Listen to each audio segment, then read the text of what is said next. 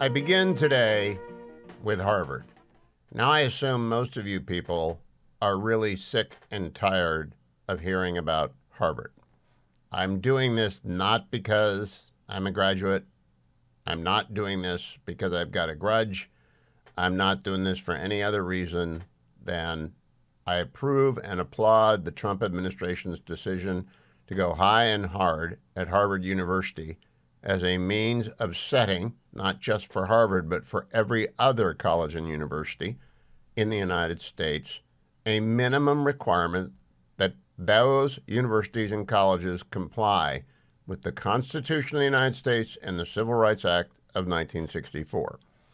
I believe that Harvard ought to have its tax-exempt status suspended, withdrawn, and I believe all federal funding ought to be canceled. And I do that because on April 11th, the federal government sent Harvard a letter that said you need to do the following things. You need governance and leadership reforms. You need merit-based hiring reform. You need merit-based admissions reform. You need an international admission reform. You need viewpoint diversity in admissions and hiring.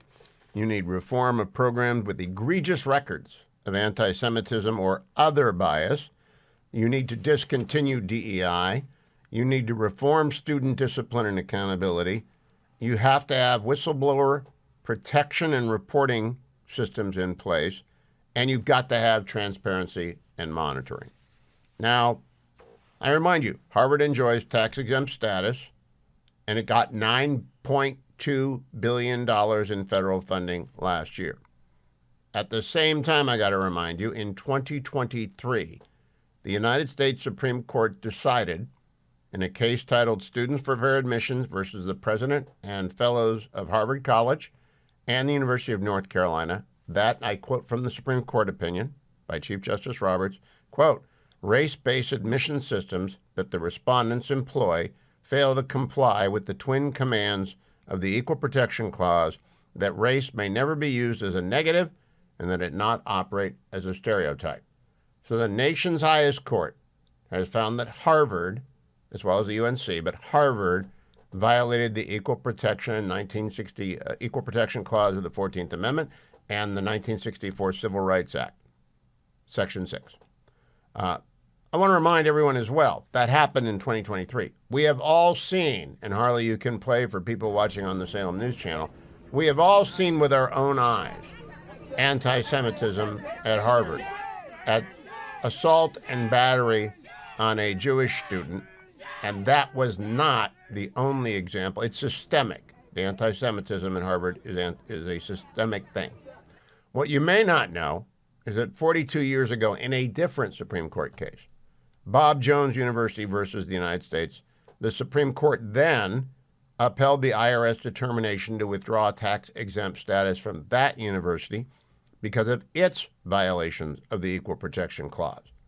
So Harvard received a list of reforms it must undertake, and it replied yesterday. Harvard's president rejected the list as unreasonable.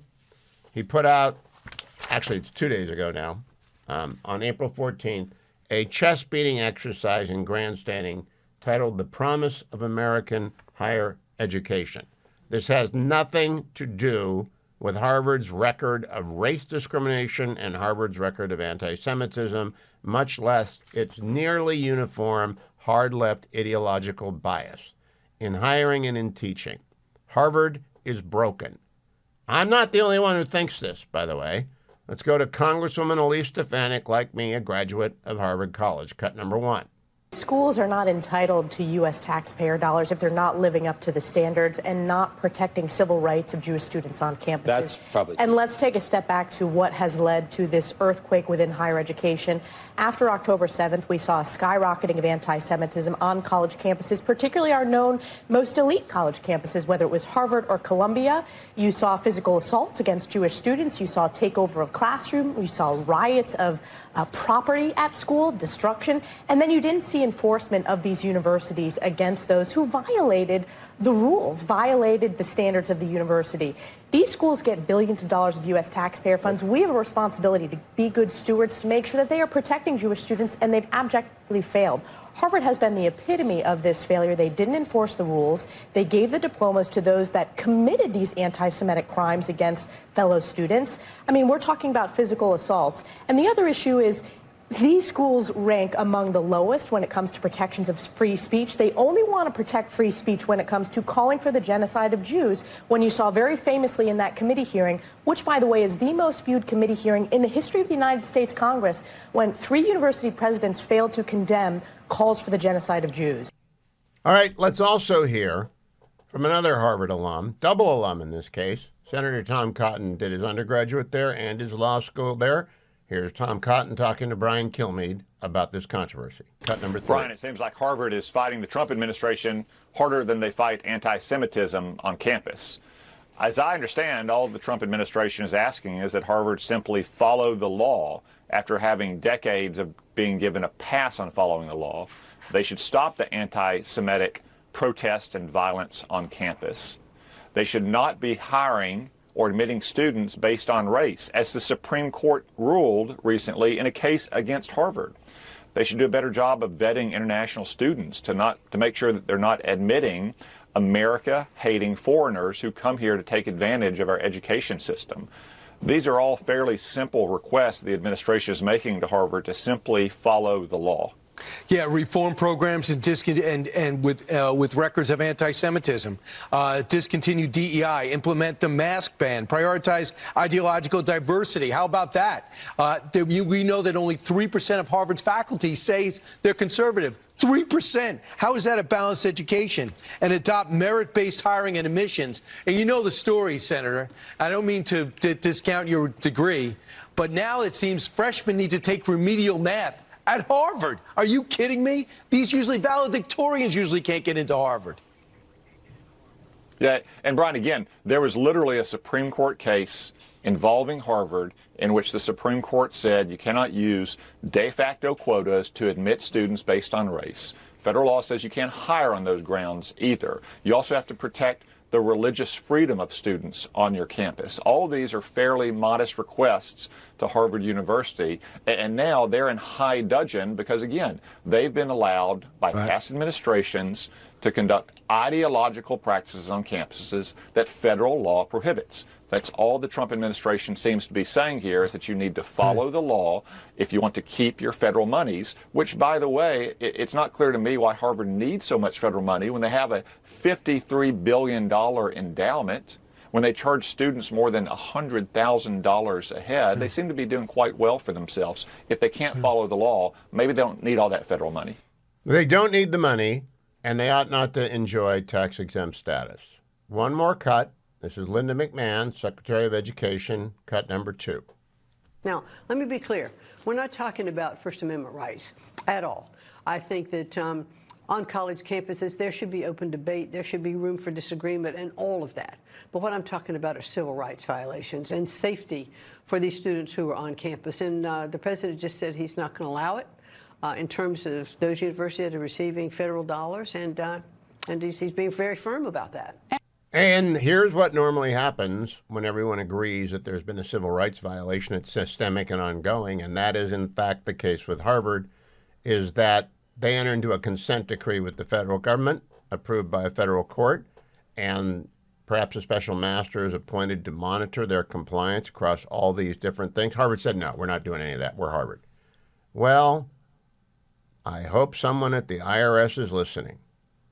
Pull their tax-exempt status as you did to Bob Jones University 40-plus years ago. Yes, cut off their federal funds. There's no reason that a university with a $50 billion endowment needs $9 billion from the federal government that is broke. There's no reason we need to print money for Harvard. But more important, they simply refuse to comply with the United States Constitution and the Civil Rights Act of 1964. They outright rejected a very reasonable set of ideas and demands. They did not counter. They went and grandstanded. Maybe Neil Garber wants to be not the acting president, but the permanent president. It's broken. It's broken beyond recognition for those of us who knew it long ago, not so long ago. Senator Cotton and Senator Stefanik are both younger than me. They're both shocked. I'm shocked. I don't know anyone who isn't shocked by what's happened to Harvard. So start by pulling their tax-exempt status. Treat Harvard like Bob Jones University, because it's the same problem. It's discrimination based on race, ethnicity, religion, and all the other things that are protected by the Civil Rights Act of 1964. It's systemic, and we cannot trust Harvard to fix itself. It is that simple. Begin by pulling their tax-exempt status and cutting off their funding. Former Congressman Chris Stewart is a wonderful expert on an area about which I know nothing. Chris Stewart knows critical minerals. Now, Congressman, welcome back. Good to see you again. I didn't know you had an engineering degree in critical minerals or something like that. What's the degree in? Well, it's not critical minerals. I'll tell you that. If any member of Congress or former member of Congress claims to be an expert in anything, you got to know they're at least exaggerating and probably just outright lying about it. Well, no, O'Brien tells me and Gallagher tells me they know you from your time on the House Intel Committee, that you're actually a real smart guy, and I should listen to you on this stuff. And you're an engineer, right? I'm actually not. I'm a former Air Force pilot. I got my degree in economics. I'm not smart enough to be an engineer. Back to my original point about members of Congress, right? I thought everyone who went to the academies had to be an engineer. Well, I'm not an academy guy. I wasn't smart enough to get in the academy. So you're just reinforcing the point over and over again. So tell me, I read your piece on critical minerals in the Hill, and I said, we got to talk to him about this. But tell me why we should listen to you to begin with. Is it because you're on the House Intel Committee? Yeah, and because I've spent a lot of time in Africa, and I've spent a lot of time. I mean, Mike Gallagher, who you mentioned before, he and I were senior members on the Chinese task force, which was the first effort in Congress to really be serious about how do we counter China. And you can't talk about countering China without recognizing how incredibly dependent we are on them. For example, pharmaceuticals, which after COVID, a lot of people know that now. But manufacturing. But I think one of the very most critical is with critical minerals. I mean, broadly, 70% of the critical minerals that the U.S. uses every year, 70% comes from China's processed in China. And some of the more elegant ones, exotic ones, it's in the 90%. And I think you have to realize, and a lot of people do, that chip manufacturing shuts down, automobile manufacturing shuts down, missile technology, drone technology. Very broadly, our entire national security industrial base is dependent on these critical minerals. And how in the world did we put ourselves in a position where we said, yeah, it's okay to be 70 to 90% reliant on an adversary like China? It's just foolish economic policy. And we're in the stages of changing that. But Congressman, what I think we did over 40 years was export pollution. We wanted a clean country, so we didn't want to have any mines. We didn't want to have any dirty hands on anything. So even though we need cobalt and lithium and all that other stuff, the green agenda, which could be imposed on America, can't be imposed on China or places where they need economic development. So we outsourced our pollution. Now we need to reshore the ability to obtain cobalt, lithium. I can't even name some of them. How many different critical minerals are there? Generally 17 is what's accepted. But you could add to that list, and actually we do add to it as manufacturing becomes more and more sophisticated. The real irony to your point, Hugh, is that we exported that responsibility to China. And do you think that they're nearly as concerned about environmental regulations or environmental outcomes of the U.S. was? Of course they're not. Do you think they care that they're building, a dirty coal electrical facility every week and the environmental impacts of that? Of course they're not. And one other, if I could, very particular to critical minerals, you set up Chinese mines all throughout Africa that knowingly employ child slave labor. U.S. companies, Western companies don't do that. They would never do that. But China the International does. Justice Mission is close to my heart, and they've educated me on child labor in Africa, and we don't want to subsidize that. But your piece argues that we can have a relationship with many countries in Africa that will respect basic human rights for their workers and at the same time get the critical minerals that we need. Which countries are we talking Absolutely. about? Because some of them aren't very stable. Well, a number of them aren't, and we have to consider that. Everyone recognizes that, and some of them are led by leaders that we shouldn't trust. We don't trust now, but we still can have a relationship with them and try to help them, try to bring them along. But DRC, for example, 70% of the cobalt. That's one example. I mean, there's a number of African countries, and one other point about this that I think is important to note. There's been a lot of media, a lot of expectation about the critical minerals piece in Ukraine. And the president made that one of the cornerstones of his peace negotiations. And I think it's going to have to be. And by the way, the president was 100% right when he recognized, although President Zelensky didn't recognize it, not until it was too late, that would have been the tripwire that would have protected Ukraine from, another invasion from Vladimir Putin or from Russia. But that's been put on the back burner now, and I think it's probably to still be a piece of those peace settlements, peace negotiations, but it's not the priority it was, say, a month ago. At the same time, the EU is aggressively working in Africa for these critical mineral elements, as obviously well behind China still. So Has Secretary Rubio, Congressman, has Secretary Rubio appointed an assistant secretary for Africa? Because it seems to me this file ought to be in that individual's desk on the top of it, actually. Yeah, for sure. And in fact, I had a chance to speak with him over the last few days, and it will be one of the very top priority on his agenda. In fact, it might be next to protecting, some of the concerns we have in some of the African nations about human rights, and especially regarding children. But again, that's not universal throughout Africa. That's only a few places. But more universal is the rich critical earth and minerals that they have access to, and trying to position ourselves to take advantage of that. The national security implications and the economic security implications are just enormous. We can't rely on China. Probably not wise to rely on Ukraine. And why not help some of our friends in Africa? Help them develop economically. They would certainly be more reliable than the other two sources, and it really is a classical win-win for us. But it's urgent. Well, and it makes perfect sense it. to me. I don't understand what they are used for or how you spell them, but I know we need them, and China slapped a huge tariff on them. Who has the lead, Congressman Stewart? You're out of town now. Who has the lead on establishing these relationships that we need? We got about a minute. Well, and if I could reiterate something you said, China not only is slapping tariffs on them, they're cutting us off. Yep. They cut off them a couple of weeks ago, and then just a few days ago, cut off another 7. And they have the ability to completely control the market. So it's tariffs and also just excluding us from the market. So who has lead? Obviously, China. We all know that. They have for a generation now. Second is the EU. They've been working really aggressively in Africa for the last 3 or 4 years. And then finally, the United States. Now, can the U.S. win that race? You bet we can. Can we position ourselves ahead of China and the EU? Absolutely, we can. And do many of the African nations want to work with U.S.? If you were to ask them who's their preferred partner, many of them would say it is the United States.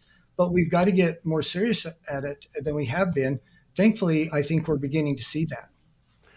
Former Congressman Chris Stewart, thank you so much for joining me. Next time I'll get your university and your degree right. I want to attribute to you engineering skills you haven't got. I knew you were Air Force. I just assumed the Academy. Bad assumption. Bad assumption. Chris Stewart, one of the good guys. Keep coming back, Congressman. Ty Lassiter is the founder and CEO of Key City Capital. I always like to have him on during market turbulence so he can explain to me what's happening to my money. I'm an investor in Key City Capital. They're a sponsor of the show. I have 3 disclaimers. 1, you got to be an accredited investor to join. 2, you can't be in the fund I'm in. It's closed. And 3, every fund that they have closes at some point. So when you inquire when the closing is going to happen. With that said, Ty, welcome. People need to read the prospectus. 4 things. I'm like the Spanish Inquisition. 4 things. Welcome, Ty. I want to know if you saw the story that California's answer to the housing crisis is to allow students to sleep in their cars at college campuses. It's unbelievable what's going on there, and really it just accentuates the issue that we have in affordable housing across America. And so, right now 77% of Americans can't afford to own their own home.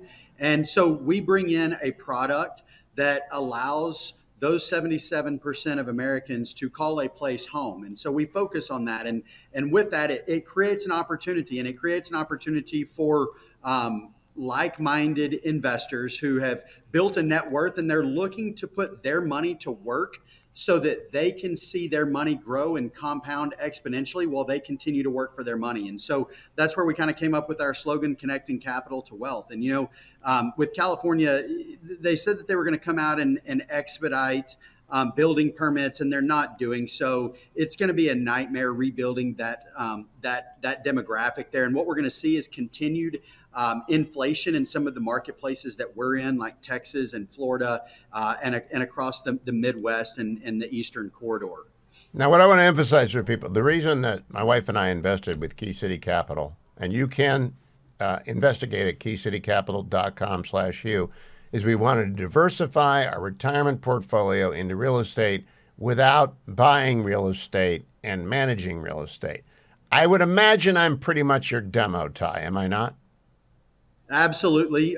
We've got right now, I read an article a couple of days ago in the Wall Street Journal, and they correlated every investment class over the last 25 years. And there's about 15 different investment classes that they focused on. And 8 out of the last 25 years, real estate hit as the number one investment class where high net worth individuals had their money. But the thing is that most of those high net worth individuals that are putting their money into real estate, they only get that avenue through their financial advisory group if they have north of a $10 million net worth. And most Americans that we focus on don't fall in that demographic. And they are requiring them to put a sizable chunk of capital into real estate. And so what we focus on is a diversification portfolio for your portfolio or for your other listeners that are looking to put $100,000 to $1 million into real estate and watch that grow and experience really what I call the 4 keys to wealth. They look at the opportunity for cash flow, for their investment to accumulate in wealth and build wealth to appreciate.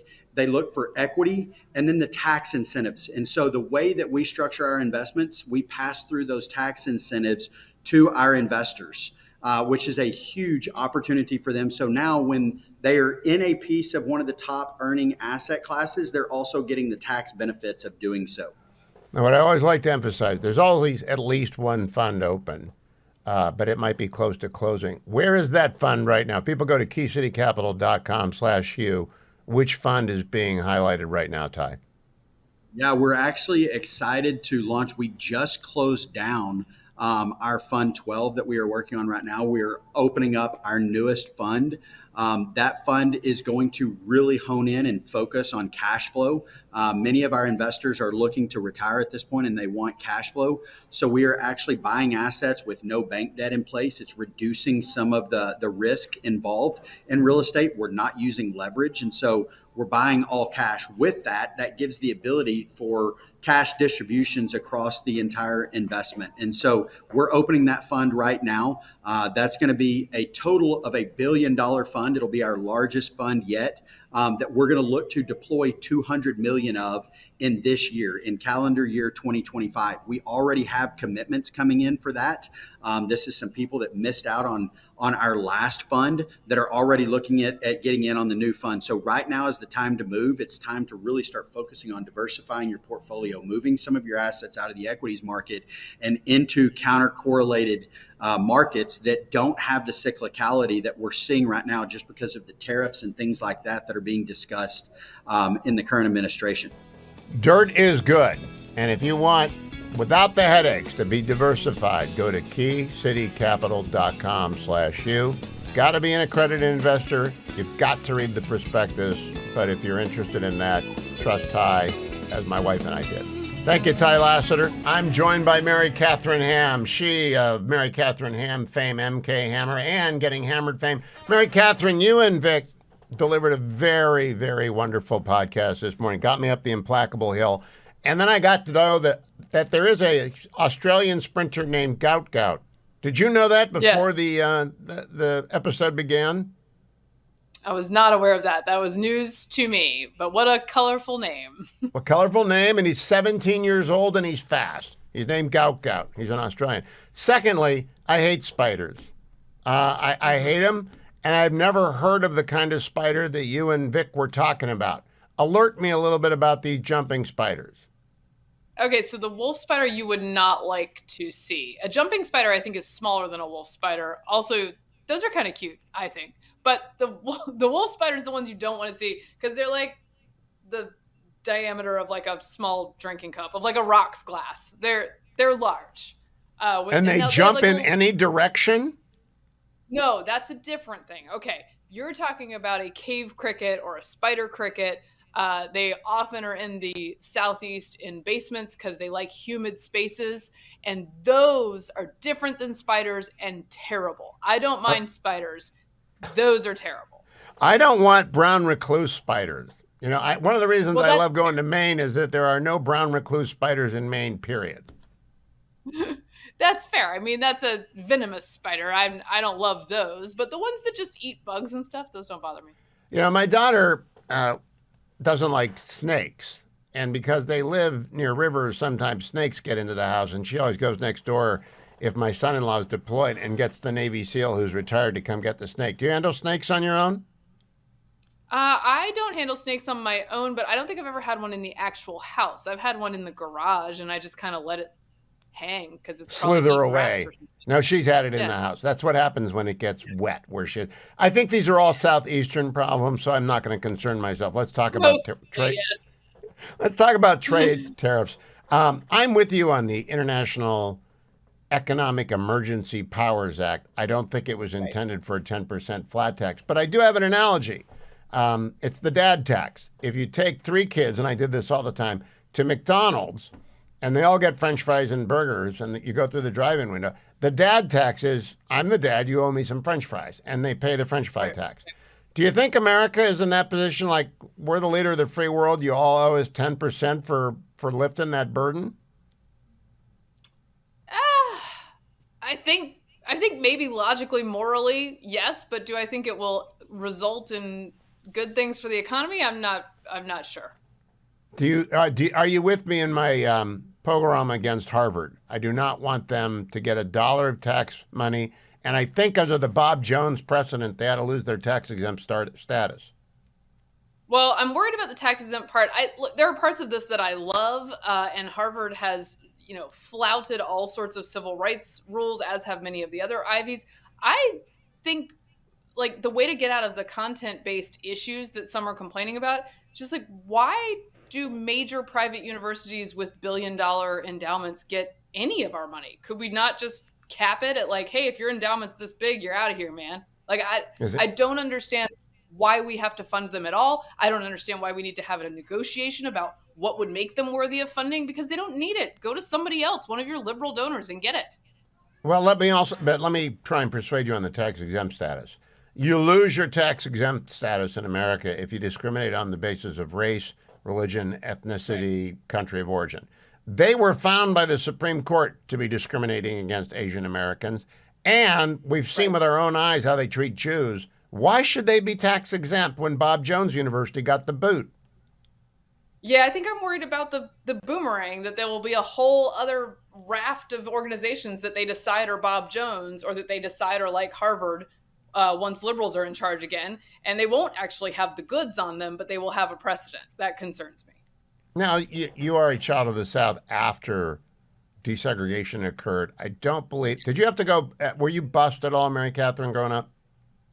No, I was not bused. I was in a majority black neighborhood and just went to my public school.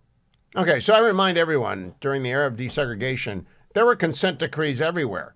And courts ran school districts, big ones, large ones, big as Harvard, that many people. And they did it for decades and decades, like in Pasadena and in other places. And no one ever said boo. I think Harvard is a serial offender of common sense and basic equal protection guarantees. Does that not concern you? No, it absolutely does. And I think there needs to be some kind of punishment. I would love to take every cent that they get away from them. I'm not sure about the tax exempt status for the reasons I discussed, but I am willing to listen to you as you know more about the law and the precedent than I do. But yeah, look, and the part about the money too, where they're like, oh no, you can't tell us what to do for this money. The way they got the money is working with the libs in the federal government for years to say, well, we're going to do all these things that discriminate against people, that load us up with administrators that we don't need, that we use to discriminate against people, that create administrations and admission standards that discriminate against people. And that's how they got the money. So it seems only fair that the money should leave because you got it by virtue of this thing. That's the first step. Second step, don't bring phones on the sets. That's what Dwayne did. That was Dwayne's phone, actually. Last thing, Mary Catherine, Dwayne did it all. It's always his fault. When it comes down to it, do you think Harvard will back down? Because we got this letter from their president pounding his chest about how, we stand for freedom and good things. They don't stand for freedom. They're a left-wing, federally funded machine.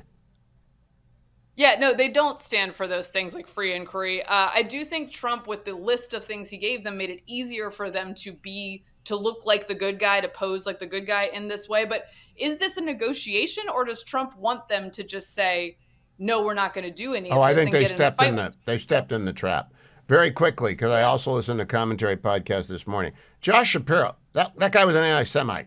Our friend Guy Benson has posted the goods. That guy was an intifada demon, as Guy puts it. Do you think it's getting nearly enough attention, the fact that a Jew hater tried to kill the Jewish governor of Pennsylvania? No, and it won't. As soon as the media figures out that this person is plausibly aligned with a left-leaning cause, they're like, nah, we're out on that. If they knew that before, they would have turned him into a right-winger if they had anything there. They'll just erase it. Well said, Mary Catherine Ham. It's a very great episode of Getting Hammered. Not sure about your love of olive wood products from the Holy Land. That's next time. But go get Getting Hammered with Mary Catherine Ham and Vic Mattis. Enjoy it, laugh. I'm very sorry that Dwayne's phone went off during my segment with Mary Catherine Ham in the last segment.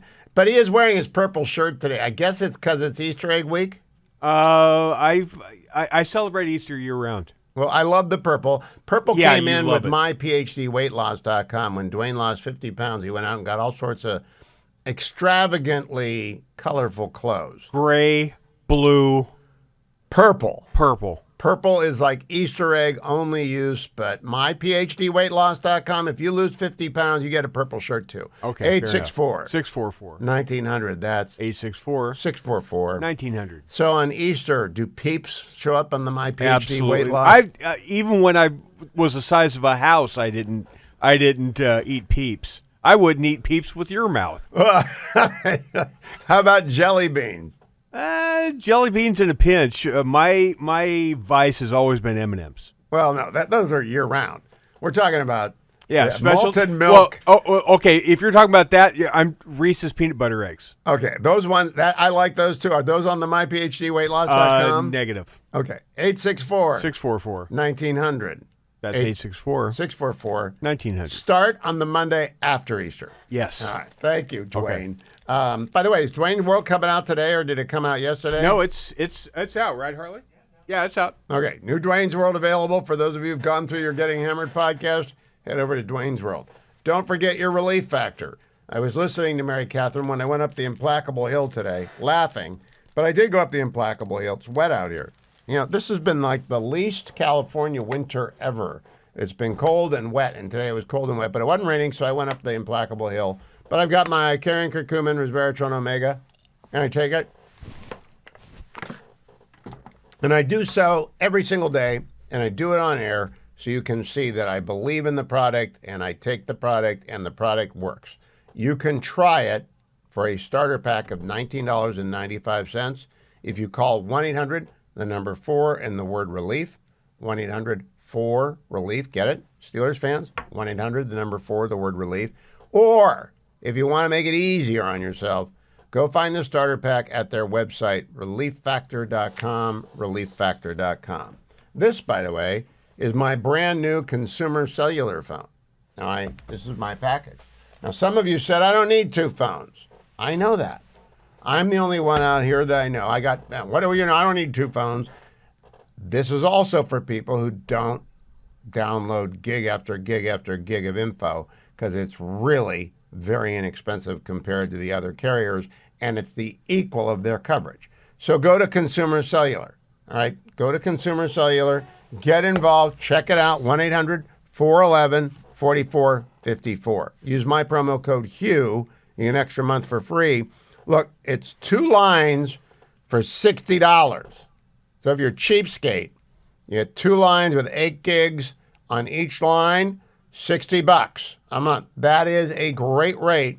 So if you're tired of paying the hostage fees that Big Cellular is extorting from you, you too can do Consumer Cellular. Just go to consumercellular.com/Hugh or call 1-800-411-4454. I got it right, finally. 1-800-411-4454. I opened the show today with a monologue about Harvard Delenda Est. Really pull their tax-exempt status, cut off their federal funds. I explained it all. It's over on an X post. I've also now, thanks to Harley, posted the entire monologue with the assist that I received from Congresswoman Stefanik, Senator Cotton, Secretary McMahon. That's over at my YouTube channel. I would ask you to do 2 things. Go to the YouTube channel, Hugh Hewitt YouTube, like and subscribe, find the monologue on Harvard, and send it to everyone. Now, I already heard from one of my buddies, younger than I am, who's supposed to go to their 40th reunion this summer. So we did not cross paths on campus. I've just known him forever. And he's dreading going. And I said, be forewarned, they're going to put you through the politically correct trigger warning registration process. Just say yes, yes, yes, yes, yes. And go up there to see your friends. Don't go up for the programming. It's all left wing. And it's summertime, so the anti-Semites have left campus, so you'll be safe if you wear a kippah. Though I don't think he would wear a kippah.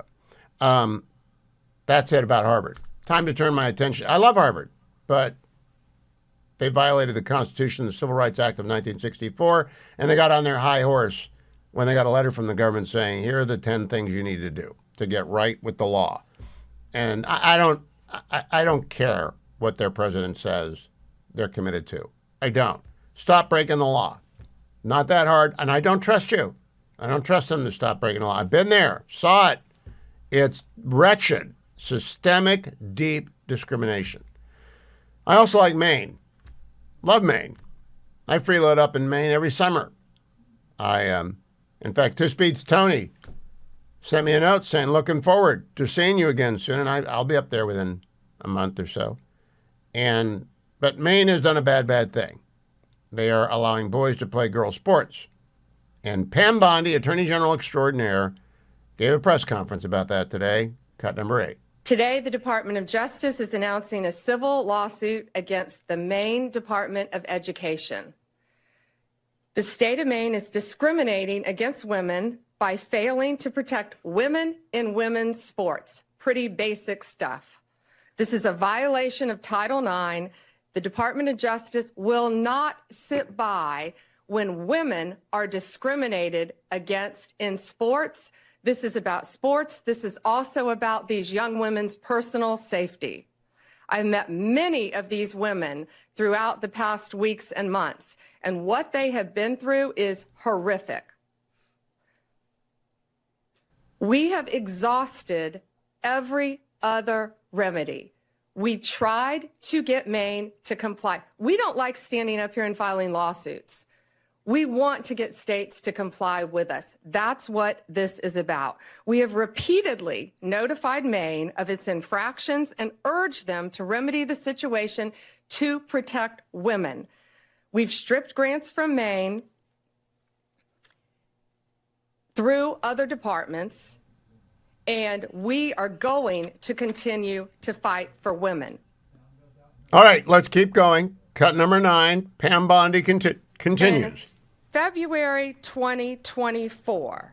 These are just a few examples.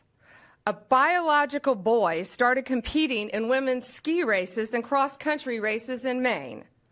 He came in first in the 5K with a time that would have been 43rd among men. In February 2025, a biological boy won first place in the pole vaulting competition in Maine's indoor track and field meet. He beat every other girl by a significant margin. That qualified him for regional championships. That took a spot away from a young woman in women's sports. Shame on him. February 21st, 2025. President Trump has the governors at the White House. President Trump has the exchange with Janet Mills. He asked her about the issue. Her response, "We'll see you in court." Well, we still didn't sue. HHS and the Department of Ed opened investigations in an attempt to get them to comply. They both found violations. And in March, Maine refused to comply. Okay, one more cut on this, cut number 10. If one young woman is in jeopardy, one, that's enough for us to be standing up here. One, no boy will be undressing in a girl's locker room. No boy will be walking in a woman's restroom. And no boy, when we're finished with this, will be beating young girls in sports. These young women have, many of them have trained, since you were in elementary school for your sport? Riley, when did you start swimming? 4 years old. They have trained their entire lives. Some of them have lost scholarships. They have lost regionals. They have lost state because of boys. I don't care if it's one. I don't care if it's two. I don't care if it's 100. It's going to stop, and it's going to stop in every single state. And that is all I ask. It's just the law. Title IX is the law. It's like Harvard complying with the Equal Protection Clause of the 14th Amendment. It's like Harvard complying with the requirements to obtain and retain tax-exempt status. These are simple matters of law. And you wouldn't think twice if it was the racial discrimination of the 60s and 70s that had to be eradicated, and rightly was. You would not think twice. But because it's anti-Asian discrimination at Harvard, because it's anti-Semitic discrimination at Harvard, because it's anti-girl discrimination in Maine, the left can't get their arms around it. The left is lost. I get that. AOC raised $9 million in Q1. $9 million. She's going to be the nominee of the Democratic Party. I got to begin. You're not going to nominate Gavin Newsom over AOC, are you? Gretchen Whitmer with the folder in front of her face in the Oval.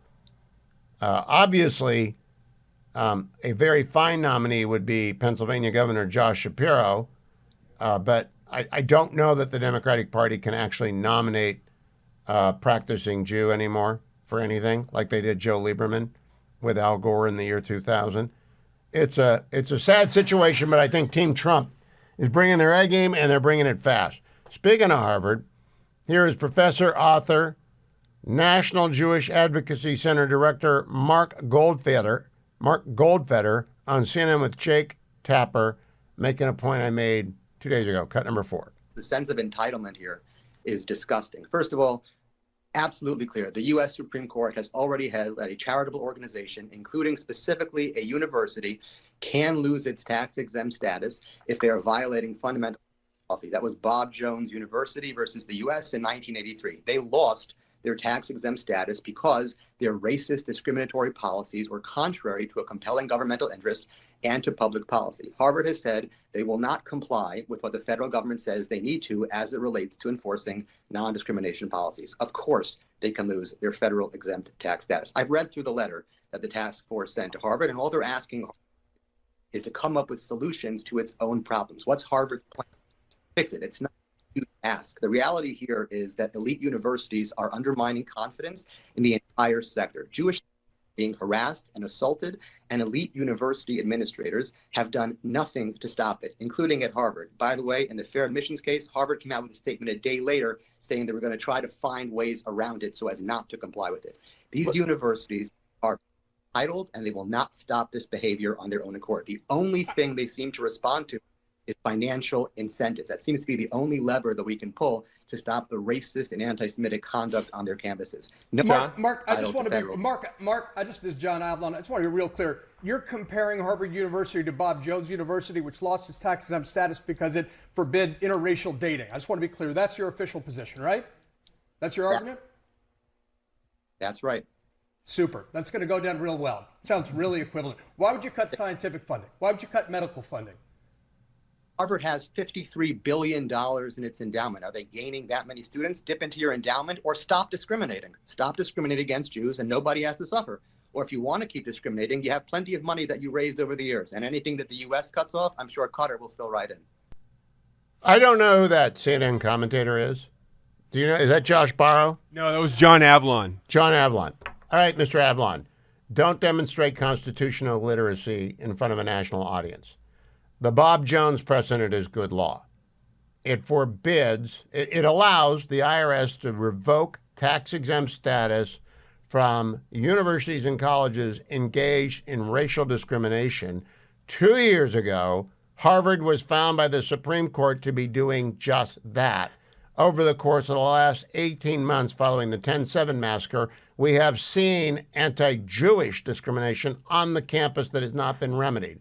So maybe you might want to talk to someone who's actually read a book before you get all smug with the lawyer who knows what he's talking about. Just because you don't like Bob Jones University doesn't mean that precedent does not apply to Harvard. Gosh, CNN, you really want to drive away your audience that way? The field was wet. The field was wet. The field was wet. Welcome back, America. I'm Hugh Hewitt. That's a classic from the Hugh Hewitt collection of excuses that John Campbell has delivered over the years. The field was wet when he was explaining why USC lost one of many games. But he's turned on USC now. He's turned on it. He's turned on UCLA. He's turned on his grammar school. I think he's turned on Harvard, where he sent his son. Is there any university you support anymore, John Campbell? Hillsdale. There you go. That's the right answer. I wanted to ask you, in your capacity as former member of Congress on the House Financial Services Committee, I want to pull Harvard's tax-exempt status. And that's what happened to Bob Jones University in 1983 when they discriminated on the basis of race. They've changed. They got their tax-exempt status back. Why should we have a tax-exempt institution that told the government, hell no, we're not going to do anything you want us to do? We shouldn't. I'm in complete agreement with you on that point. And I go even further. As you well know, my dislike of institutions of higher indoctrination goes back 10 to 15 years. I've been complaining about universities as for a number of years now because of their intellectual insistence on neo-Marxism and leftism, which actually dates back to the late 60s and early 70s to Eldridge Cleaver and some of that's and began at Berkeley and spread from there. But when you look at what the Trump administration is doing, they're looking at a bunch of different things like world trade, and they want to restructure it. It doesn't work for the United States, at least, and it's time to redo it. You're looking at the border. The border didn't work. It's time to redo it. You see that announcement they had today of basically the border with Mexico in California, Arizona, and New Mexico is now going to be operated by the U.S. military. So again, that's taking what hasn't worked and restructuring it. Universities in America, higher education in America doesn't work. It's too expensive. It's got too much indoctrination. And I know you're a fan of tenure. I am not. And I think tenure is a problem. And I think there's a lot of things wrong with the whole university system in the United States today, and it needs to be restructured. So taking federal money away from these super wealthy institutions that pay their professors a tremendous amount of money to not teach very much, and then charge the students a tremendous amount of money to not learn very much, that taking away all that federal money makes sense to me. And then we should also be looking at the, as you say, at the tax exemption. And I know Josh Hawley, when he was first elected to the Senate from Missouri, put in a bill which I was very vocally in favor of at the time, this was years ago, that if you had enough endowment to make your tuition free on the basis of the income from that endowment, but you still charge tuition, then the income on the endowment should be taxed. And I thought that was a brilliant idea. And I still do. If you accept federal funds. Again, I'm keeping my Hillsdale, Grove City exemption in place.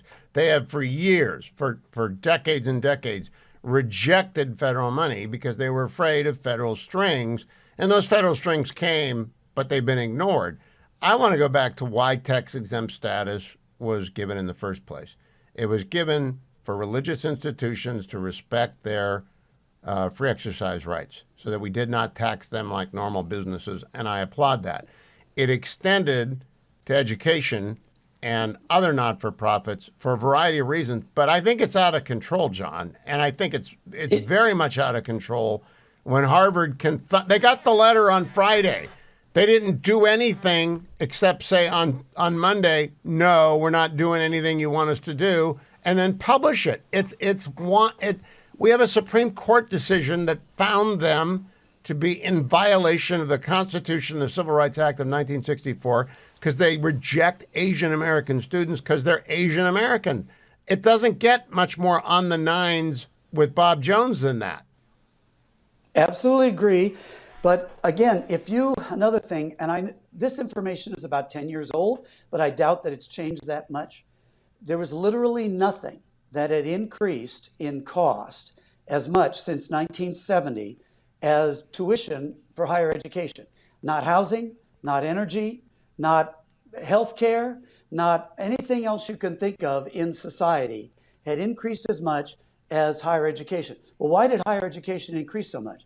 The more government subsidies that came in, whenever these government subsidies, whether that's the student loans, whether that's this $9 billion that Harvard was getting and other institutions have been getting, whether it's the tax-exempt status, whether it's the size of these enormous buckets of money that they have in endowments, all those things, every time something came in like that, they never lowered tuition.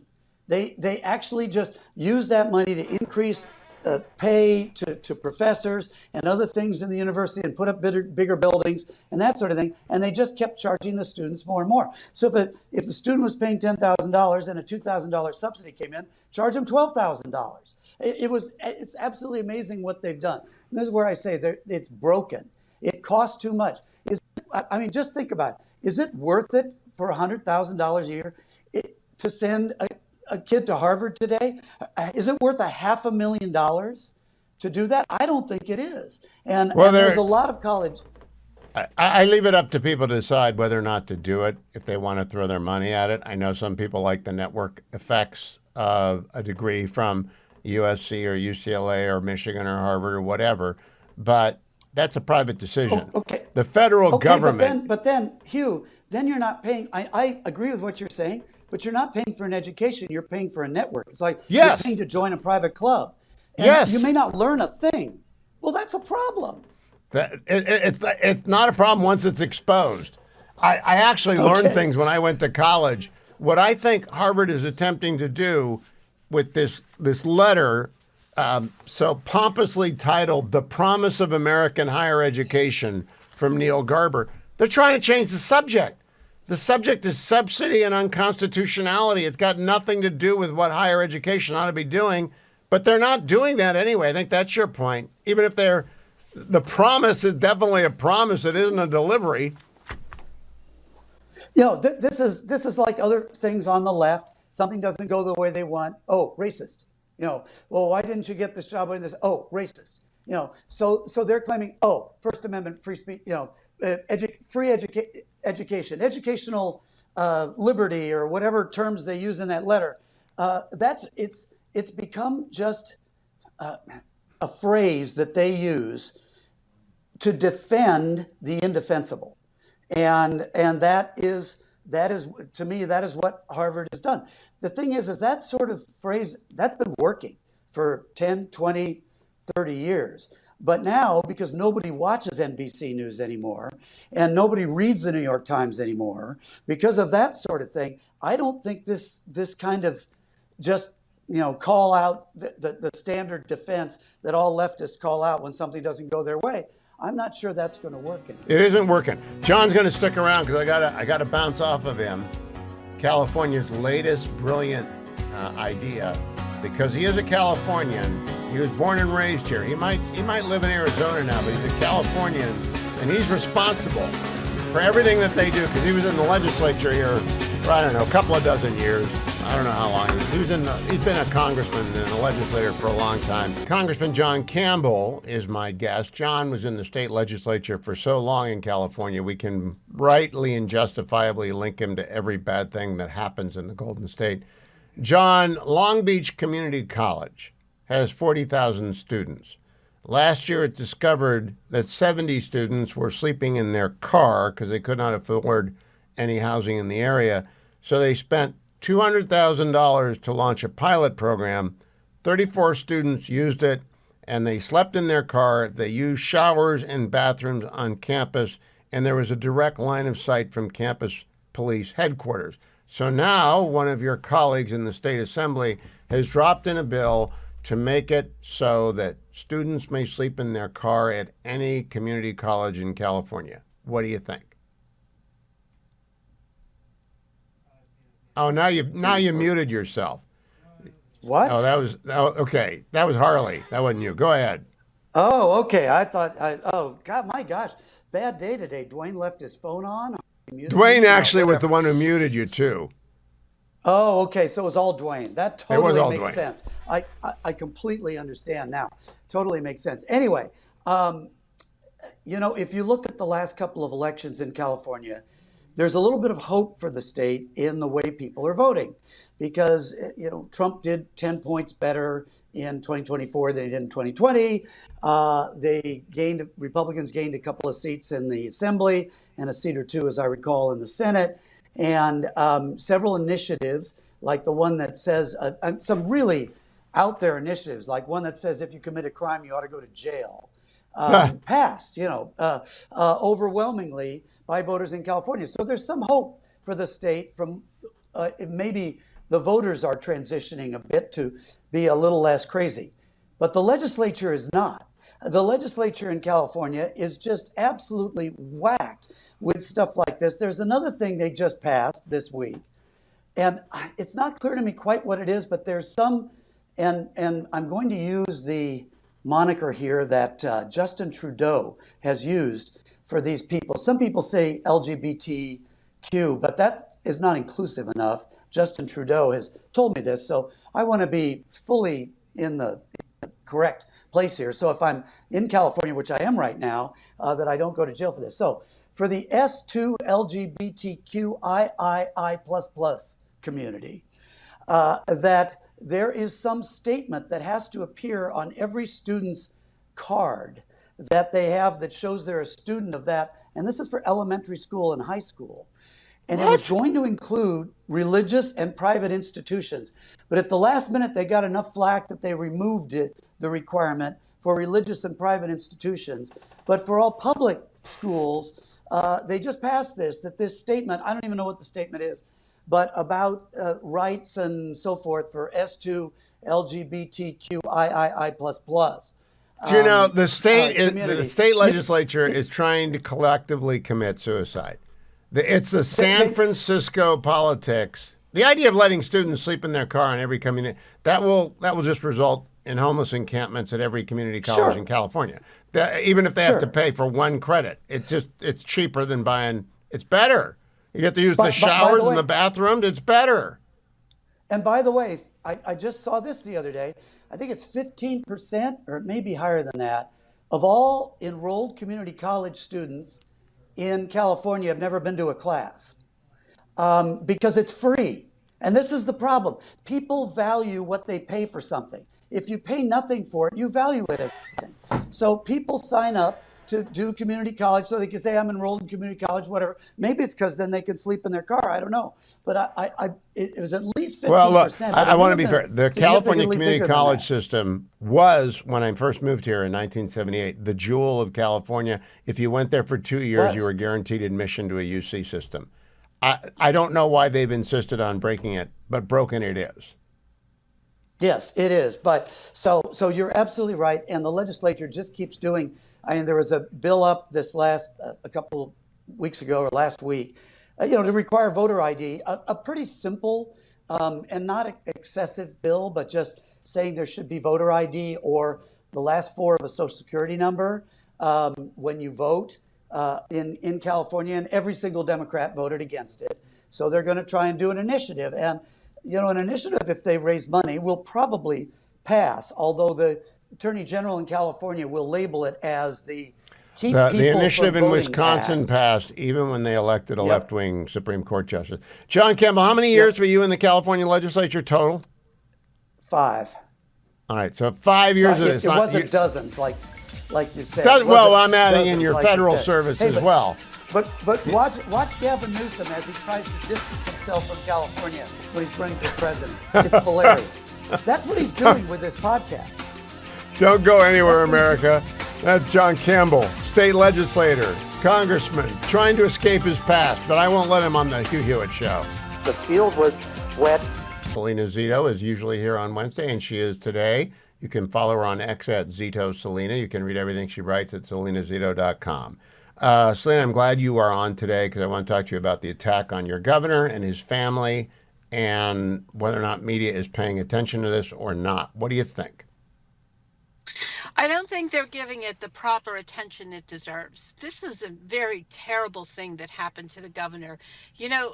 As you and I have talked about Josh Shapiro numerous times, he's very effective. He's a very smart political athlete. When there are problems in the state, he rises to the occasion. This is very different. This is personal. This is a personal attack, and it was deeply rooted in an attack on what his religious beliefs are. If people don't know, Josh is a practicing Jew, and so this is a very different. He's going to have a very different reaction, and I've chatted with him about it because it was his family, right? It was his wife, his kids, and other family members that were staying there. It happened just hours after he posted photos of his Passover dinner in the governor's residence. And if you look at the photos, it's in my story. If you look at the photos of the governor's residence, this was this was intentional. It was placed in, it was thrown into the rooms where the Passover dinner was held, and it looks like a Beirut in the 1990s. I mean, it looks awful. Yeah, there is a report out based on the arrest warrant that the individual charged is in fact anti-Semitic and thought he was asking on behalf of Palestinian rights. Now, he appears to me to be quite disturbed. There's other evidence out there that he is quite disturbed, but the environment in which we have been stewing since the 10/7 massacre has been one that has indulged anti-Semitic acts. Now, this brings me to my second question. But when you talk to the governor, my sympathies to him, and I wish that it hadn't happened when families are brought into the harm's way. That's really a different level of terrorism. And I think Kash Patel and the FBI did a good job of getting this guy and charging him. It is domestic terrorism. Now I want to go to Harvard. You spent a semester at Harvard, I think, at the Harvard Kennedy School, right? Well, technically, yes, but I didn't teach in the halls of Harvard. I told them, if you wanted me, I'm going to take the kids outside of Harvard. There's nothing that Selena Zito can teach anybody in Harvard. I took the kids out and we traveled across the country. It was a great series of stories. It was a great seminar, but I want to know what you think about the Harvard president's response to the Trump administration's demands for reform at the school. They basically said, no, we're not going to do that. And they titled it The Promise of American Higher Education. Now, my views are already on the web. I put them over at my YouTube site. Do you think Harvard is at all remotely balanced, fair, and in compliance with the dictates of the American Equal Protection Clause in the 14th Amendment and the Civil Rights Act of 1964? No, not at all. And that they don't know it tells you how disconnected they are when that they got to this position, right? They hold these positions of power and influence at a major, one of our most storied universities, and they don't think there's anything wrong with what has happened. And that tells you so much about the education system they came through, right? And so I, one of the great things about what I did with my Harvard students is I've stayed in contact with almost all of them. And many of them have told me I have had the greatest influence, not me personally, but the experiences I gave them outside of Harvard had really shaped who they were. And they recognized that there was a problem there. And that their own leadership does not recognize that there's a problem is really sad. Yeah, when you can't step out of yourself and honestly evaluate what the other side is saying, but instead reject it all, I think Yeah. that's a foxhole mentality, and they're digging in. And I think the only answer is what Pam Bondi did to Maine today. This is, to me, remarkable, Selena. There are some issues in America, I call them 80-20 issues. One of them is we don't discriminate on the basis of race, which Harvard has done.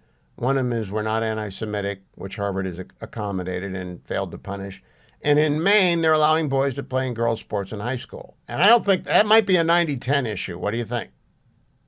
Yeah, absolutely. Look, one of the things that people missed about this election cycle is how much that boys playing against girls and also Maha played in moving suburban women, suburban married women away from the Democratic Party and to the Republican Party. Because this hits home with them. They stand on soccer fields and lacrosse fields and swim meets with their daughters. They put all this time in to go all these tournaments only for their daughters to either be in physical, danger and or to lose competitive races and possible college scholarships. This is not okay with 90% of the parents that are out there. 90% Parents, of the family, people. friends, coaches, Yes. brothers and sisters when they're talking to each other. Let me close with this. I know what you do on Christmas Eve.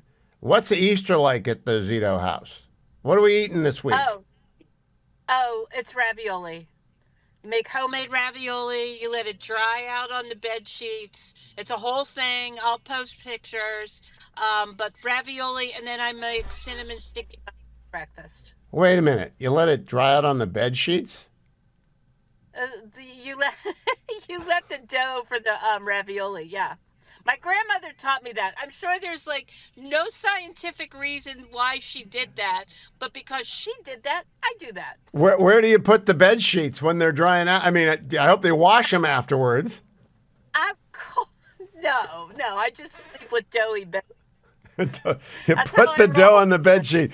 All right, that's a column right there, Selena. Keep turning them out. Everything is available at selenazito.com. Follow her on X at Zito Selena. Time for the financial update. The report brought to you every day by AmericanFederal.com, our great sponsor that buys and sells gold with you directly. You can call them if you're watching on the Salem News Channel. The number is right there, 1-800-221-7694. I repeat it so you can remember it. If you're not watching, 1-800-221-7694. Nick Rovich and his team have been doing this for more than 40 years, and AmericanFederal.com is the third option, which you can go to AmericanFederal.com any time of day and find out what it is. Now, the market report was not good today. The Dow was down 1.74%. The S&P was down 2.27%. The NASDAQ, was the tech-heavy NASDAQ, as people like to say, was down 3.09%. Gold, by contrast, went up 3.5% to $3,355 an ounce. Now, I don't know if that compels you to go out and buy gold or compels you to go out and sell the gold you've got, but that's an all-time high, $3,355 an ounce. And I don't know why it's there. I don't know if the demand is government demand or individual retail demand. I don't know, but the market tells us what somebody is buying, and they're buying gold, a lot of it, in a hurry. $3,355 an ounce. If you want to get in on that, AmericanFederal.com, 1-800-221-7694. 7694. As I always say, the best thing about Nick and his team, completely transparent. What do you want to do? How much do you want to spend if we're buying? And I'll tell you what the commission is. How much do you want to sell? What do you have to sell? How do we assay it if you want to sell them gold? And it's easier if you're just moving ounces or bullion. It gets more complicated with collectibles and other gold like jewelry and stuff like that. But my goodness, $3,355. I hope you bought your gold for Christmas and not waiting for the summertime. AmericanFederal.com. You can trust them. I have a new column over at the Washington Examiner. I write for both Fox News and the Washington Examiner. The new column at the Washington Examiner has a headline quote. So I use a quote as a headline. Quote, if they don't make a deal, there will be bombing. And I'll tell you about it in just a second, but I want to give the phone number for the show, 1-800-520-1234. If you want to defend Harvard, I want to make sure you have the opportunity to do so. I've been kicking them around for 2 days now, and I haven't had a guest on who wants to defend Harvard. So if you want to defend Harvard, 1-800-520-1234. Harley will talk to you, and we'll find out if you really do. I don't want more people to kick around Harvard. I've done it enough. They should lose their tax-exempt status. They're guilty of racial discrimination, anti-Semitic, systemic bias. It's an open and shut case in my view. But if you want to defend them, 1-800-520-1234. Let it not be said that I was closed-minded about this. Maybe you've got a better argument. Maybe you'll persuade me. You won't be like John Avalon and make fun of the fact that some people know constitutional law and he doesn't. But by all means, make your shot. My column is entitled, If They Don't Make a Deal, There Will Be Bombing. It begins. The headline says it all. It's a direct quote from President Donald Trump. He is speaking directly, clearly, forcefully about the choice that lies before Ayatollah Ali Khamenei, the, quote, supreme leader of Iran. Dismantle the nuclear program or there will be bombing. On Monday, the president briefed reporters on the first direct talks between his special envoy on the Middle East, Steve Witkoff, and Iran's foreign minister and others in the Iranian delegation in the Oman talks about the Islamic Republic's regime's rush to get nuclear weapons, as well as intercontinental ballistic missiles. They might be tapping us along, the developer turned television star turned president remarked. I bring up Trump's past private business life because few spaces in the business world have as much room for fast-talking, delay-producing fog than the land of development, than that of land development and television. Trump knows a sham when he's trying to be sold one. His patience for nonsense, paddled by the mullahs for a half-century now, is very low. Trump does not want either Israel or the United States to have to bomb the sites in Iran's nuclear weapons factory system. A week of intensive bombing isn't a war, but it's a sort of conflict that Trump would rather not have to authorize or supervise. He'd rather be a man of peace. But he also knows what a nuclear Iran means, and the least worst thing it means is nuclear blackmail on a scale that we have never seen. Worst case, of course, is that the fanatics who run Iran right now actually use the weapons. Opinions are mixed on whether Khamenei would ever do that, but he is a religious fanatic responsible for the murder of hundreds of thousands of people and 2 direct attacks on Israel, as well as crazed killing by his proxies of Hamas, Hezbollah, the Houthis, and militias in Iraq and Syria. Trump can imagine what happens if Iran breaks out and goes nuclear. And Trump has said he won't allow it. I believe him. How long does he give Iran to begin and conclude dismantling of their centrifuges and everything else connected with the program? Trump has not shown that card yet because he hasn't had to. Iran hasn't shown any willingness to take the obvious first step, so there's no need for a timetable. I see we got a caller defending Harvard. That'll be interesting. The obvious first step would be access everywhere in Iran for the inspectors of the International Atomic Energy Agency. There are at least a dozen sites that need to be looked over. And it goes on to the conclusion. Trump is not messing around. And if Iran thinks he's messing around, try and play it out beyond one more week. They're going back to Rome. Oh, what happened to my caller? No one wants to defend Harvard. 1-800-520-1234. I open up the lines and I say, only call if you want to defend Harvard. I'm not surprised that there aren't any callers because I think this is 80-20. I think it's probably 90-10 outside of Massachusetts, but Massachusetts might tilt it back a little bit. And I am not. You've listened to me since 1990, and I've been doing this show since 2000. I don't think I've talked about Harvard, about a half dozen times. It was pretty crazy at my reunion, but I don't talk much about it because there's not much I can do about it. But now that they've decided to take on the federal government and tell them to pound sand, I do want to talk about it. So if you want to defend Harvard, 1-800-520-1234. If you want the column on Iran, that's at the Washington Examiner. I just tweeted a link out on X. Let me tell you about ALEC.org. If you missed yesterday, you can find out everything about the American Legislative Exchange Council. If you go to their website, alec.org/Hugh, you'll be able to sign up for their weekly newsletter on what's going on in the states. But if you missed yesterday, Jonathan was on. Jonathan Williams, their president and chief economist.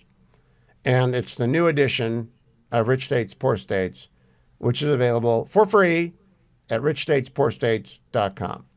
And I do leave an edition, last year's edition, is in my guest room. Because when people stay with me, they always love it. They love to know where their state ranks, and they immediately go to their own state. And I know there's some bias in here. Michigan at 26 and Ohio at 28. Jonathan was he's from Michigan. Can't trust those people. But it's really a great read. And next year they're going to put in education and freedom, so Ohio's going to zoom past that state up north.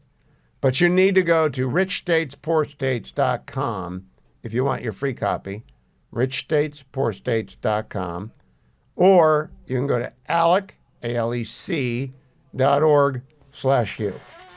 We have another caller, and maybe they'll be on point or not. We'll find out. In the meantime, let me bring up Relief Factor. I took it in hour number 1. I reminded you in hour 2 and hour 3 that no matter what ails you, whether it's a minor ache and pain in your shins, whether you've got problem with your neck or your back, or you got tennis elbow. I can still remember the fellow in Cleveland in the front row who brought his Relief Factor with him. He said he had tennis elbow forever, took Relief Factor for a week, and it went away. I'm telling you, if you've got that, try Relief Factor. All right? Just call 1-800-4 and the word relief. 1-800-4 and the word relief. Or go to their website, find the starter pack for $19.95, less than $1 a day at relieffactor.com, relieffactor.com. I can't see the name of the caller because my call... Who is it in Kentucky? John in Kentucky. John, you calling to defend Harvard? Yes, Hugh, thanks for taking my call, and let me apologize. I slipped through on a technicality. I agree with what Trump is doing, but I'm going to defend them from the aspect of they've made so much money off of student loans and overcharging students that they are proving they don't need the federal money, which is a great thing to see. So they can do whatever they want, whether they are doing the right thing or not. So good for them. They've just proved they don't need the money. Well, no, they can't. They can't do whatever they want. They might not be a state actor. They could actually be free completely of federal funds. They could just say, no, we're not taking the money. But they still have to comply with the Constitution and the Civil Rights Act of 1964. Do you believe they've changed their way that they discriminate against Asian Americans? I believe that they have not. I believe they should. My point was more so that, if my children, disavow me and say I don't need you, I'm like, well, you're on your own. And so that's what we're doing here, and that's what they're saying. But yes, I agree they need to follow federal law. Yeah, to me, but you did sneak through on a technicality. I really wanted someone to try and defend Harvard. Sorry. Nobody defends Harvard. Nobody. And I think that message, I'm going to ask Byron York about it after the break. Thank you, my friend. Here is Scott Jennings on civil rights yesterday, on CNN yesterday with Casey Hunt, talking about Harvard. Cut number 5. Democrats be complaining about Harvard, like 96% of the political contributions from the faculty go to Democrats from Harvard.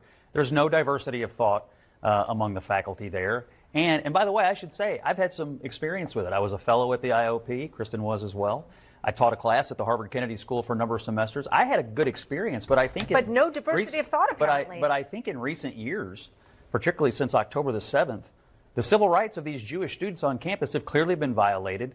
I don't think the university, Harvard, Columbia, a lot of these other Ivies have taken near enough steps to protect these students. They've been chased around campus, barred from buildings. Can I stop for a moment? The smugness of the person who said, but no intellectual diversity there. I don't know who that is. It wasn't Casey. Can we play that again? Never mind. We don't have enough time. Let me inform you that a token professor for a token semester is not intellectual diversity. I had Harvey Mansfield, Nathan Tarkov, I had Judah Sklar, I had people who were everywhere on the spectrum and they were the best in the world and they were tenured. That's not what we've got now. So the fact that Scott gets to do a drop-in every now and then is not intellectual diversity, and you know it and I know it. You're defending anti-Semitic systemic racism. Byron York is a Washington Examiner political writer. He's also a Fox News contributor. We were together for the first time this past week on Fox, and I look forward to many more of those. Byron, I want to play for you. How are you doing, by the way? Having a good week? I'm doing very well. How about yourself? I'm good, but I'm worked up over Harvard because they're racist and anti-Semitic and they're high-handed. Mostly it's the condescension that Neil Garber got into when he wrote back after the feds wrote that letter to him. But this is discussed on CNN yesterday with Mark Goldfeder, who's a professor, author, National Jewish Advocate, Center Director. He's on with Jake Tapper and John Avalon. It takes 2 minutes, but I want to unpack it with you afterwards. Okay. Cut number 4. The sense of entitlement here is disgusting. First of all, absolutely clear. The U.S. Supreme Court has already held that a charitable organization, including specifically a university, can lose its tax-exempt status if they are violating fundamental policy. That was Bob Jones University versus the U.S. in 1983. They lost their tax-exempt status because their racist discriminatory policies were contrary to a compelling governmental interest and to public policy. Harvard has said they will not comply with what the federal government says they need to as it relates to enforcing non-discrimination policies. Of course, they can lose their federal exempt tax status. I've read through the letter that the task force sent to Harvard, and all they're asking is to come up with solutions to its own problems. What's Harvard's plan? Fix it. It's not a huge ask. The reality here is that elite universities are undermining confidence in the entire sector. Jewish being harassed and assaulted, and elite university administrators have done nothing to stop it, including at Harvard. By the way, in the fair admissions case, Harvard came out with a statement a day later saying they were going to try to find ways around it so as not to comply with it.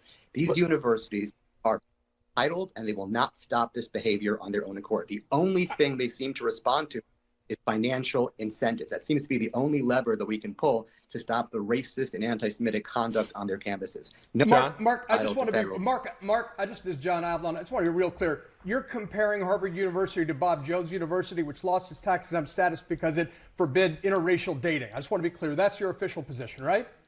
That's your argument? Now, Byron, right. That's not only his official position.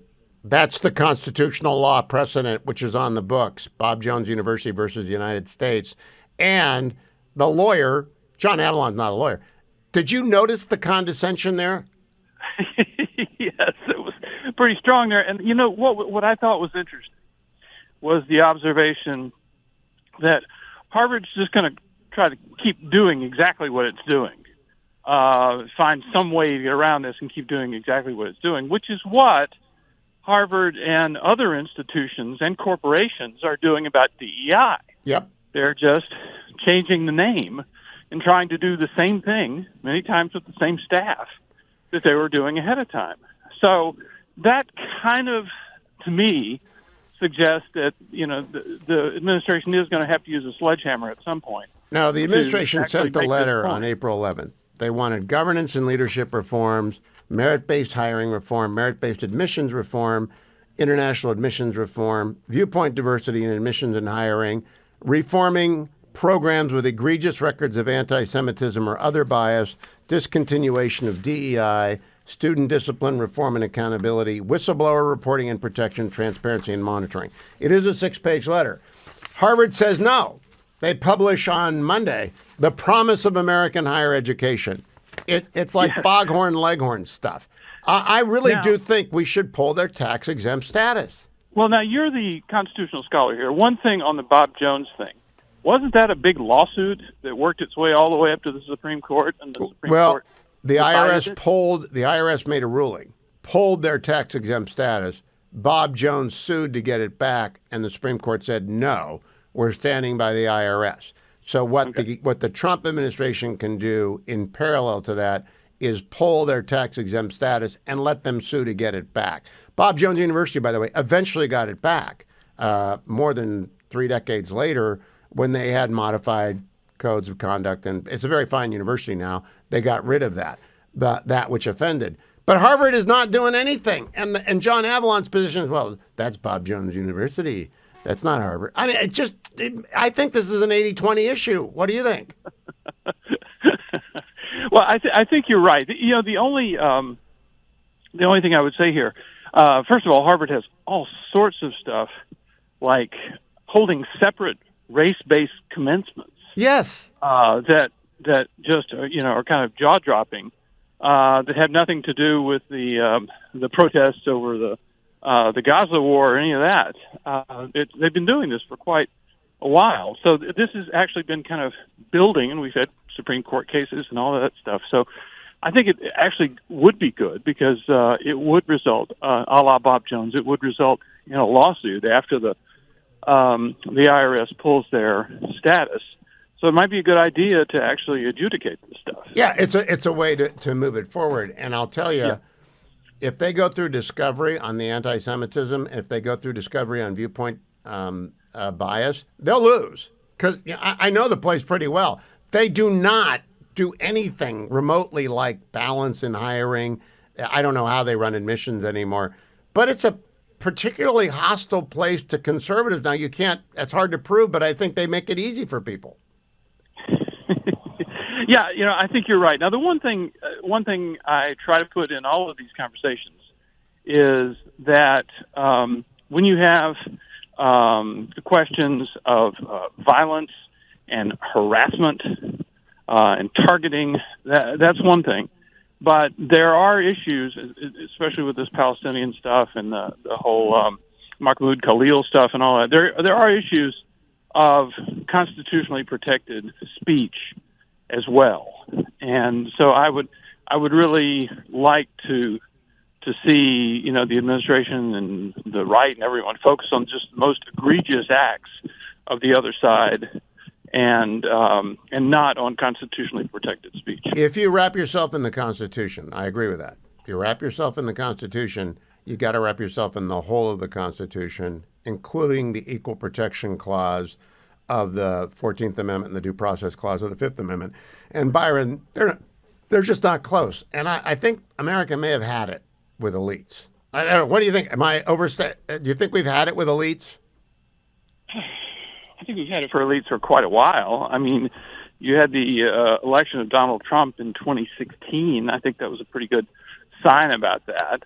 And then you did have this convulsive reaction by the governing class, the culture class, the opinion-making class against Trump, enough so that Trump actually lost his race for re-election. And then you get 4 years of elite rule, and then, boom, you got Trump back. So I think that's pretty clear. Yeah, the sunk costs of the left in America are so enormous they can't cut them loose. Byron York, we will see you on Fox News. We'll follow you on X at Byron York. Thank you for joining me today. Don't go anywhere, America. I'll be right back. I'm going to be joined by Sarah Bedford of the Washington Examiner, like Byron York. And we're going to talk a little bit about the deadline that has been set for the tax, not just tax, I should say tax, border, energy, and defense bill that got passed. Are they making the progress? What's the deadline? Sarah will have all the details for it. Sarah Bedford is with the Washington Examiner, where she is their senior political editor and writer. Sarah, good to see you as always. I know it's recess. I know we don't know anything new since the budget passed. But what have you picked up on the timetable? Well, the summertime was when members were working to get this done. Ultimately, I mean, the drop dead date for Republicans in their eyes is to get this done by the time the debt ceiling has to be lifted. And there's conflicting predictions on to when that might be. It might be as early as July, it might be as late as September, but that'll be the sort of last train leaving the station. And Republicans have tried to warn the more conservative members of Congress, look, if you do not attach the reconciliation bill to the debt ceiling, if you don't do it using reconciliation, then this is going to come at a much higher cost because you'll need Democratic votes to get this over the finish line, and they are going to extract concessions. They're itching for a fight. So we're looking at a end of summer timeline. Now, that does not help the Republicans who want to be in re-election. I imagine if you're retiring, you don't care when this bill passes. But if you want to get re-election going, you want the economy to kick in. There's a lot of spending and there are a lot of tax cuts in the reconciliation bill that can now pass the Senate with 50, and not just the debt ceiling. Are they oblivious to the political consequences of delay? I think they don't see a choice. I mean, think about how hard of a journey it's been just to get the resolutions over the finish line. And that's not even the hard work. That's not even the heavy lifting of actually making the cuts, writing the legislation. That's just sort of agreeing on the top line numbers that Republicans will be working with. And that has taken months and a lot of horse trading to get done. So I think that even though there are some members who really wanted to get this going, and of course the White House really wants to move more quickly than this, there really wasn't an option other than to delay this long because of how difficult it's been. So I don't know who runs legislative affairs for the White House. Are they involved on a daily basis with the Speaker and the leader, Thune? Yes, they are. I know that from my reporting. They are constantly near daily working the phones to members of Congress, trying to get this over the finish line, making personal outreach to holdouts. And I mean, I think it's because of the efforts of the White House that the Republicans have gotten as far as they have already. The problem is, though, that you do have these competing factions, as always, but so far, even during the recess, we've seen moderate, vulnerable Republicans come out and say, we won't stomach any cuts, not a dime of a cut to Medicaid. That's going to be the real sticking point because the top line numbers that the House budget resolution have outlined, it's difficult to reach them, if not impossible to reach them, unless you do change something about the way Medicaid works. All right. Now, Sarah Bedford, I want to switch over to the Pentagon. Fox News are reporting at this hour a third top Pentagon aide, whose name is Colin Carroll, has been placed on administrative leave over the leaks probe. He is the chief of staff. Colin Carroll was the chief of staff to the Deputy Secretary of Defense, Stephen Feinberg. That follows the escort out of the building of Dan Caldwell, senior advisor, and Darren Selnick, Deputy Chief of Staff to Hegseth. Do we know what this is about? I mean, pretty early in the administration to have a three-person hat trick execution from political office. I've read that it's about leaks regarding the Panama Canal, some other things that the Pentagon was doing. But I think what's so remarkable about this story is that we're seeing people suspended for leaks at all. The first Trump administration was plagued by leaks, even hamstrung by leaks. Donald Trump couldn't sneeze in a private meeting and not have it leak out of that White House. You've seen relatively few of that sort of thing out of this administration, and rarely are agencies able to identify who is passing information along to the media. So the fact that Pete Hegseth was able to identify these people and then went ahead and took action, suspending them, I think sends a really strong signal to the rest of the administration that leaks are not going to be tolerated. And yeah, I just think it's remarkable that we're talking about this at all. Now, I have not heard about the Panama Canal. What would they leak about the Panama Canal? I mean, what was the story that drove, this is pretty, it's a deputy chief of staff to the deputy secretary. It's the a senior advisor to Elbridge Colby. I don't know the third guy, but they're all pretty senior. Someone must have been fluttered, right? There must have been a polygraph. Yeah, I have no idea how they caught them, right? Because, in the first Trump administration, they searched people's phones and they still couldn't catch leakers. I mean, remember how deep and serious the investigation after the Supreme Court leak was? They deployed a ton of resources, couldn't catch who leaked that. So how they caught, I think, these Pentagon leakers is a really interesting part of this story. It's really difficult to nail people down on this, but somehow the Pentagon was able to do it. It's also remarkable messaging, because if you fire people who leak, administrative leave, whatever, everybody gets the message that if they can take out 3 at the Pentagon, they'll take out anyone. Sarah C. Bedford, have a great weekend. I'll see you again next week. President Biden emerged from retirement yesterday, and he gave a speech to the advocates, counselors, and representatives for the disabled. Now, that's a good group. I don't know what they paid the former president. Here's cut 14. I'd never seen hardly any black people in Scranton at the time I was only going in 4th grade. And I remember seeing the kids going by at the time called colored kids on a bus going by. They never turned right to go to Claymont High School. I wondered why. Asked my mom, why? All right, it gets better. Cut number 15. People can't sign on to their accounts. What do you think it does to that woman's living alone at 74 years checking, just not able to even find out whether she can't even find out what that disability claim is she has. She can't file a new disability claim. I have no idea what he's talking about. But then again, neither did the audience. I'm glad he's up and going around picking up a 6-figure check. What I'd really be interested in knowing is, where is he on the presidential honorarium ladder? Now, I don't know. You don't know. Some presidents pull down 7 figures. Barack Obama, I guess, it's a guesstimate. Some presidents are probably half that. Bill Clinton's probably on discount now, getting older.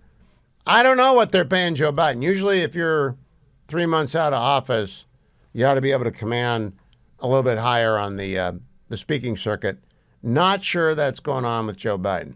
Got a little bit of Tom Homan for you. Cut number 13. Because I worked for the greatest president of my lifetime, Donald Trump. He secured that border in 5 weeks. He did in 5 weeks what Joe Biden couldn't or wouldn't do in 4 years.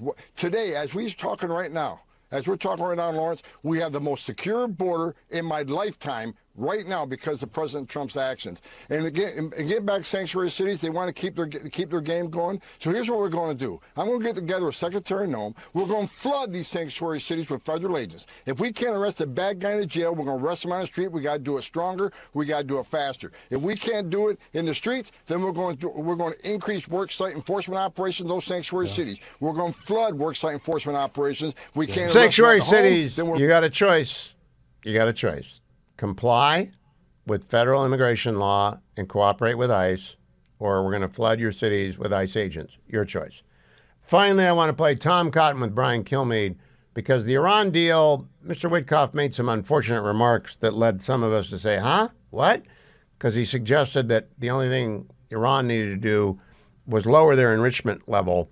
He's since walked that back and said, no, they have to dismantle. Senator Cotton put a line under that, cut number 7. President Trump has repeatedly said for 10 years, we cannot allow Iran to have a nuclear weapon. This is not just a threat to Israel or the Middle East. This is a threat to the United States. They're developing ballistic missiles that could reach the United States itself within just a few years. So that's why President Trump left the Obama nuclear deal in his first term, because it was so weak.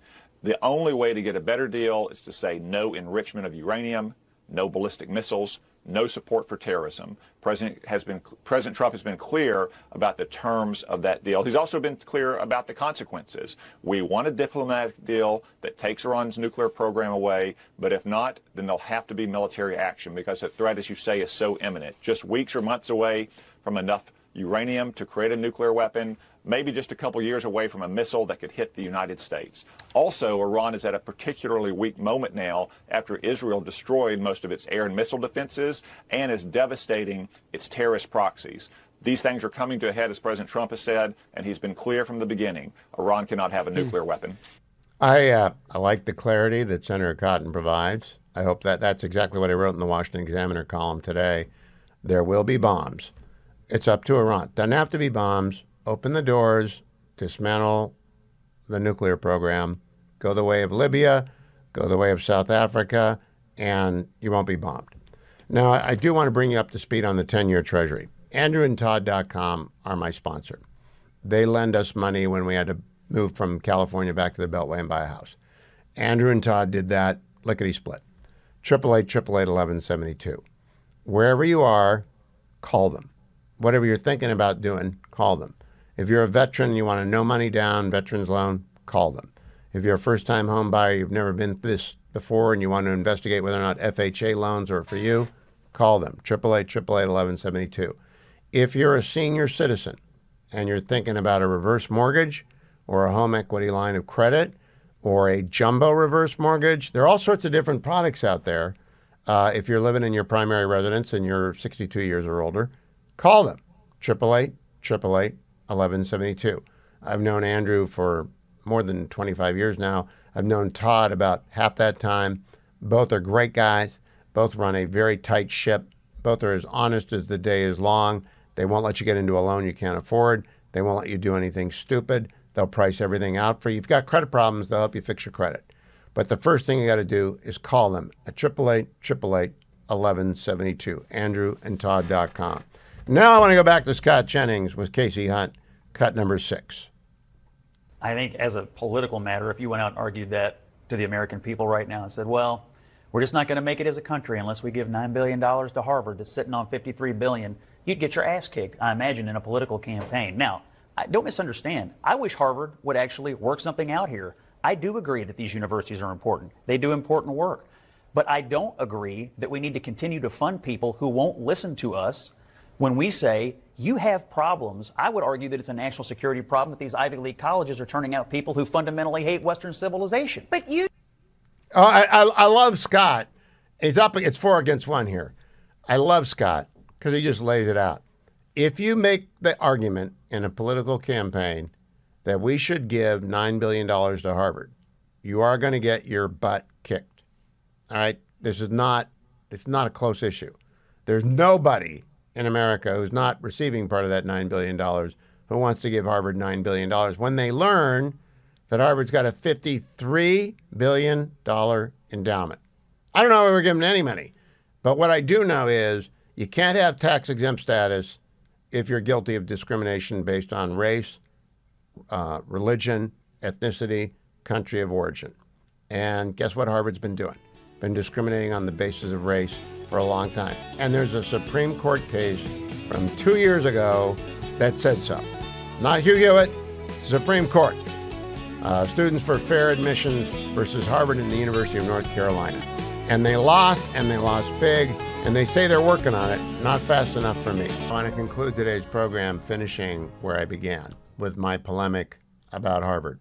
That's because during the course of the show, I've been reading President Garber's open letter. It's really quite something. The promise of American higher education. Dear members of the Harvard community. Oh, gosh, this stuff. He ends this way. As we defend Harvard, we will continue to nurture a thriving culture of open inquiry on our campus, develop the tools, skills, and practices needed to engage constructively with one another, broaden the intellectual and viewpoint diversity within our community. Really? Viewpoint? Really? Affirm the rights and responsibilities we share, respect free speech and dissent while also ensuring that protest occurs in a time, place, and manner that does not interfere with teaching, learning, and research, enhance the consistency and fairness of the disciplinary process. Do you realize, well, I won't tell you what happened to the kids who assaulted the Jewish MBA student. They're being glorified at Harvard right now. Finally, work together to find ways, consistent with law, to foster and support a vibrant community that exemplifies, respects, and embraces difference. This is such pablum. As we do, we will also continue to comply with Students for Fair Admissions versus Harvard, which ruled that Title VI of the Civil Rights Act makes it unlawful for universities to make decisions, quote, on the basis of race. That's not what it held. All right? I want you to, I re-upped my X post because I quoted directly from the Supreme Court case in 2023. The court held that Harvard and UNC had race-based admission systems that failed to comply with the twin commands of the Equal Protection Clause that race may never be used as a negative and that it not operate as a stereotype. All right, so that is not what he just said in this letter. We're guilty of Title VI. That's not what the Supreme Court said. Supreme Court said the respondents, plural, are engaged in failure to comply with the twin commands of the Equal Protection Clause that race may never be used as a negative and that it not operate as a stereotype. You know how they use it as a negative? If they found out you were an Asian American, you went to the bottom of the pile. And there was a quota in place, soft quota. They didn't call it a quota, it was a quota. And they wouldn't let you in. And then they've now retreated to basically advertising, tell us you're a preferred group in your essay. Just step up and tell us why we should be nice to you, and we'll be able to check the box internally. This is why the tax-exempt status, there is no evidence. There is no genuine commitment to changing everything that's been wrong there for as long. And by the way, coming in high. That's the phrase that Patrick O'Brien used in the Jack Aubrey, Stephen Maturin novels from the Napoleonic Navy, British Navy of that era. Coming in high means going for the top dog, really laying it on the line. I like that they're starting with Harvard, not finishing with Harvard. They're not building a case. They're going right after the biggest of the big dog. You go, Leo Terrell. You go, Harmeet Dillon. Go file it, but go to the IRS and take away their tax-exempt status. That will get their attention.